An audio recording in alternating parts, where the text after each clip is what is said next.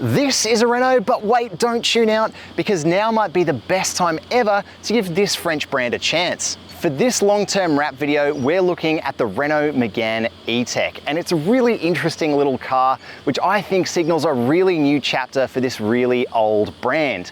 But is it the perfect non-Tesla full EV for you? Well, keep watching to see what we found out. First up, that all-important price. The Megane E-Tech is only available in a single grade in Australia, and it starts from $54,990 before on-roads. Now that price tag comes as a surprise because Renault doesn't exactly have a track record for being one of the most competitively priced brands on the market. But at the time we shot this video, the E-Tech was actually the same price as an entry-level Tesla Model 3. As far as actual electric hatchbacks go, it sits between the more affordable MG4 and the more expensive Cupra Born. It also arrives in a wonderfully weird specification. Usually, European cars imported to Australia are high-spec only, as those importers chase higher margins. But Renault are keeping it competitive, and the single EV60 Techno spec we get for the E-Tech in Australia comes with cloth seats, manual adjust instead of the usual leather and electric, so it's a bit different.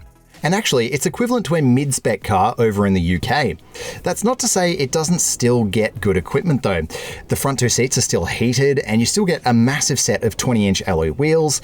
There's a 12.3-inch digital dash and a 9-inch multimedia touchscreen. There's wireless Apple CarPlay and Android Auto, a 6-speaker sound system, as well as LED lighting and the full safety suite. However, we do miss out on some things available on this car overseas. For example, you can get the E-Tech over in the UK with a 360-degree reversing camera, a 22 kilowatt AC inverter instead of the 7 kilowatt one in this car for faster slow charging, and an always online multimedia suite with app connectivity, which is still missing from this car. It's also missing some things rivals get. There's no sunroof, head-up display, or V2L connectivity, so it might not be all the car for every buyer.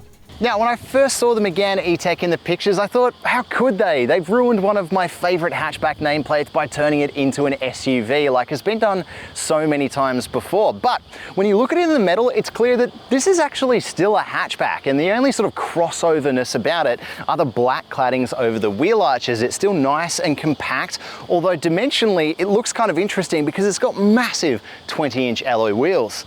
As already mentioned, direct hatchback rivals include the MG4 and Cupra Born, but there's also the Polestar 2, all of which tell a pretty distinct design story. Importantly, it's something completely different and a little more traditional than a Tesla, and it's not without its own intrigue either. I think up close, the light profile is pretty cool, both front and rear, and it looks proportionally almost like a concept vehicle. Aside from those touches though, it sticks pretty close to a traditional European city hatch formula, and I think some buyers will love the fact that it's not too overtly an EV. And fans of current Renault models may even love that it doesn't stray too far from the current family design language. Now, one thing I really like about this whole electrification movement is that brands are really taking the opportunity to do something completely different with their designs, both inside and out. In the Renault here, that's shown through this new kind of squirkly style steering wheel with all new hardware in it and behind it. And importantly, this really asymmetrical dash layout, which is really cool. And I think the biggest thing about it is Renault's done something really different. They've actually made the multimedia screen quite a bit smaller than the digital dash. And it's almost as though to say that, hey, this is a car. This is about driving. This isn't just an iPad with wheels. This is more about, making it familiar, making it more like a car. It's not a Tesla, and that's kind of the point. Now, the other things I like about the cabin in here is there's a completely different ethos which has been applied to the material choices. So I've had quite a few Renaults in and out of my garage in my time with the E-Tech. Importantly, I've had an Kona, which I consider to be like one of the last of the old generation Renaults.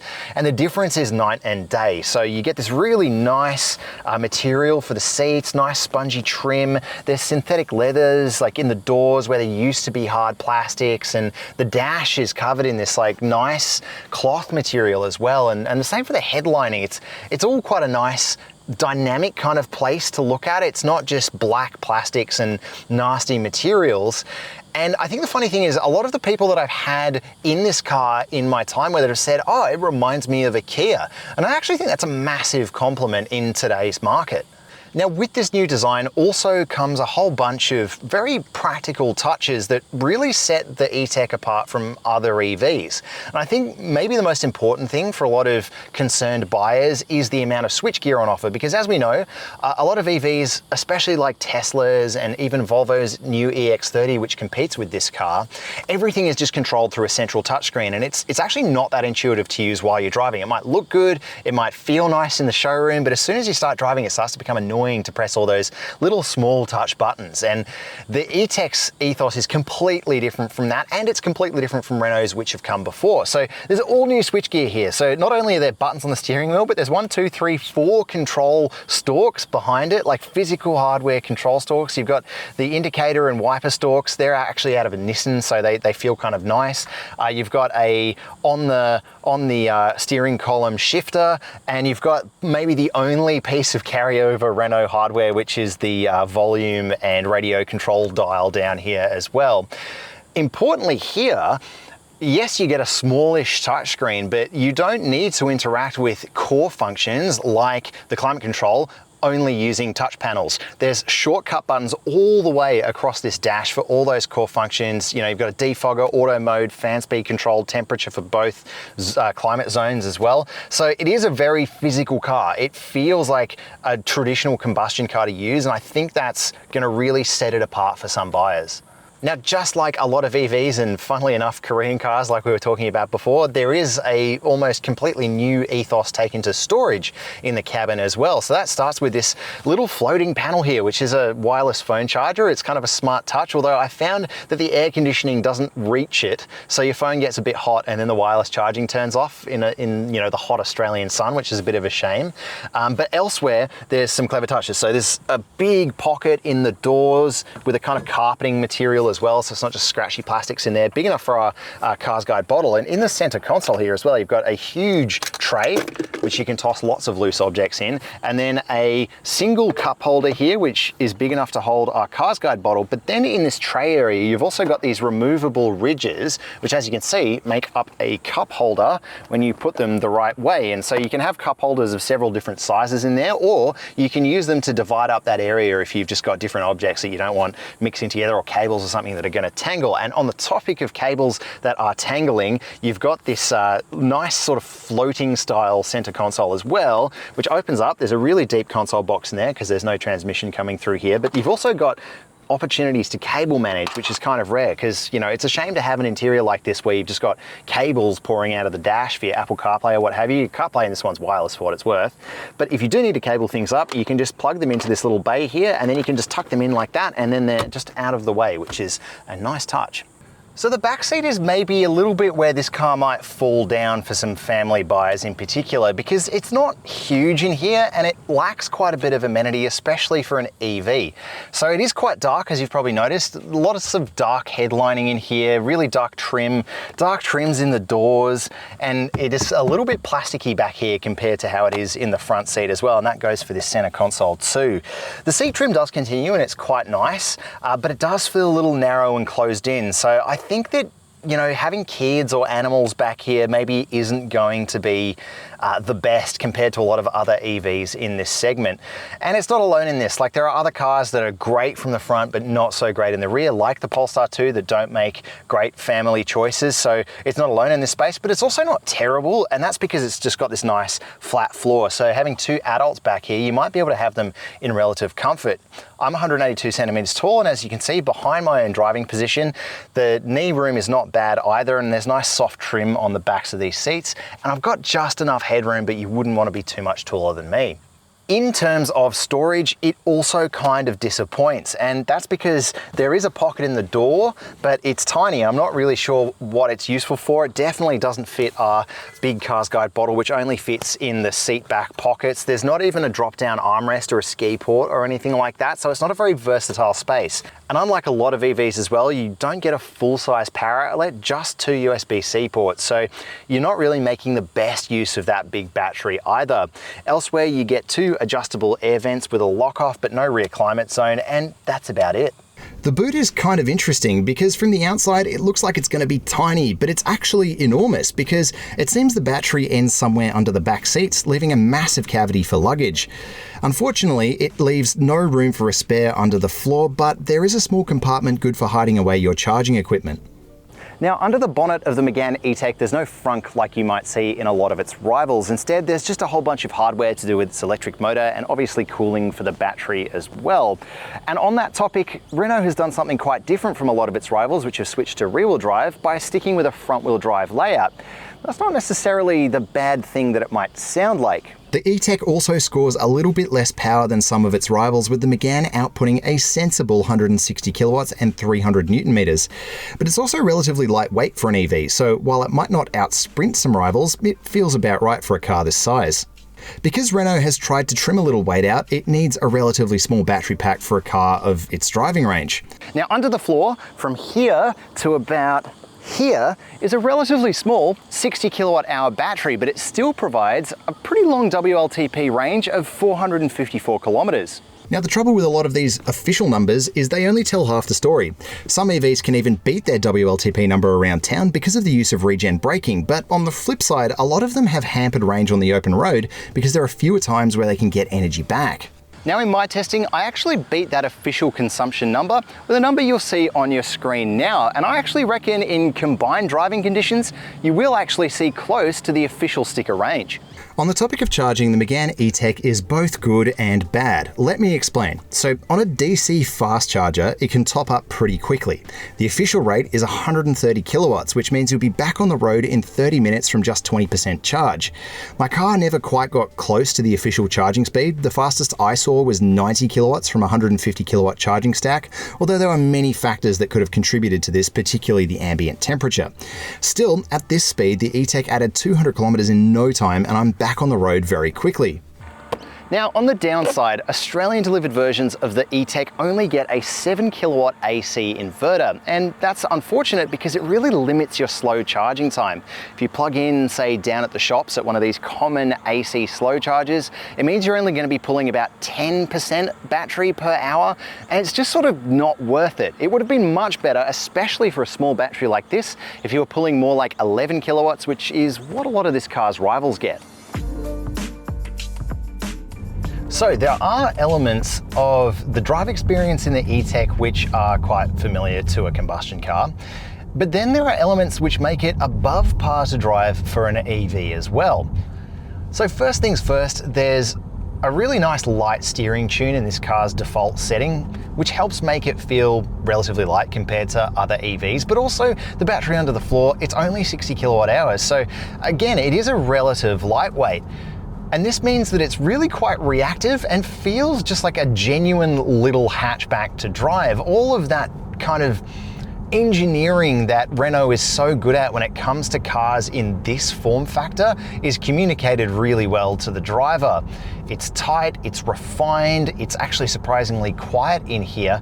And while it might not be quite an RS model when it comes to handling, it's definitely above par for an EV. And I think the important thing about that is not all EVs drive like combustion cars in that sense. They might be nice and smooth, they might be nice and quiet, they might be quite a bit faster than this car, particularly something like a Model 3, but they're not as quiet, they don't have that quality in the ride, and they don't feel as light or reactive either. So there's definite elements to this car which are a cut above some in this segment. I think definitely the ride quality and refinement in here is better than the MG4, for example. I think as well the refinement in the cabin is probably a bit nicer than a Model 3. So there's a balance. On the flip side, you know, it doesn't have that straight line performance.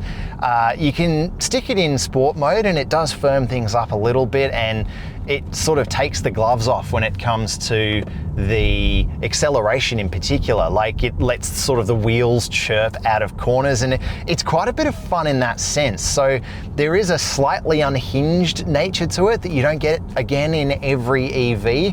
A lot of EVs have quite a over-controlling, let's say, traction tune where it'll pull the power away from the wheels when it thinks you're going to light things up. But in the Renault, it does let you have a little fun. There's a bit of leeway built into it, and I quite like it. It gives it a bit of character.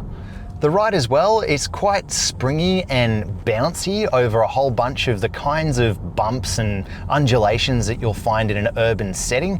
But then bigger potholes, well, at the end of the day, they are 20-inch alloy wheels and they will be communicated to the cabin. Now, when it comes to driving it as an EV, obviously you've got a few drive modes, but there are a few things you can modify as well. You've got several levels of regen braking.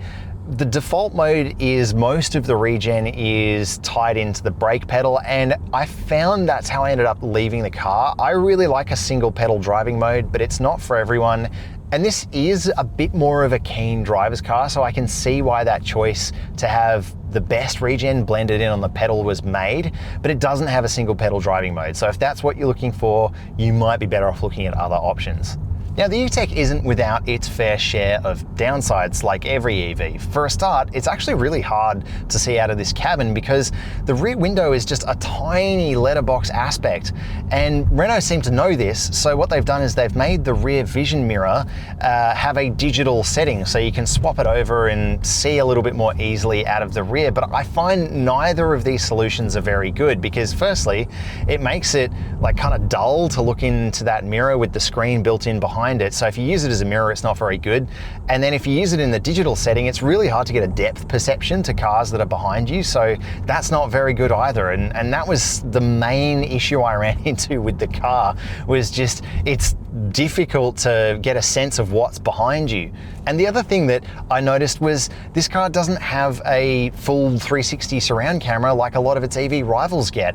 And you really do notice it when you're parking in those city streets, particularly as it's hard to see out the rear. It's just a bit of a shame and a missed opportunity. One of the other slightly odd things about it is the charging port is at the front of the car on the passenger side. So you always have to be conscious of when you're pulling into a charging bay, you've got to go nose in, otherwise you won't be able to reach with the charging cable. And this seems like a really minor complaint, but it can be annoying at some sites where it's a little bit hard to, gauge your distance from a bollard or something to try and, get close enough that you can get that charging cable in. So it's just another weird thing I picked up on in my time with the car. Now, for safety equipment, like every EV, the E-Tech gets a huge list of equipment, but make sure to check out the full written review over at carsguide.com.au to see the full list. But you can expect things like auto emergency braking, lane keep, all of that sort of stuff. The thing that you're really going to want to know is whether any of that stuff is annoying. And like a lot of European cars, the answer is actually no. It's really well calibrated. That's one of the things I've noticed maybe the least in my time with this car is how much those safety systems interfere with the driving experience, because they really don't. Every now and again, I might feel the faint tug of lane keep assist, but it's not violently overcorrecting like some Chinese rivals do, for example. And there's no constant beeping from driver monitoring or anything like that. It works its way in the background, and I think a lot of keen drivers will like that about it. Now, for warranty stuff, it's slightly off the pace. You get 5 years of coverage, but it is distance limited to 100,000 kilometers. And then for the battery, there's the usual industry standard 8-year and 160,000 kilometer coverage. So it's okay, but not great, especially in an era where a lot of EVs are starting to get longer warranties, particularly from new brands. Maintenance is required once a year or every 30,000 Ks, and indicative servicing averages out to a pretty decent $317.17 per year for the life of the warranty. Not bad at all. All the elements which make up the Megane E-Tech feel like a pretty significant reboot for the Renault brand. But make no mistake, this isn't an SUV, so I don't think it's going to quite make the best choice for a more family-focused buyer. But for someone who's looking for a non-Tesla full EV, which is quite familiar to a combustion car when it comes to driving it, but also quite comfortable and really easygoing in particularly city quarters, the E-Tech brings a surprisingly good value package to the market. Now remember, this is the final chapter of a 3-part long-term review. So if you want to see all the little details I found along the way with this car, make sure to check all of those parts out over at carsguide.com.au.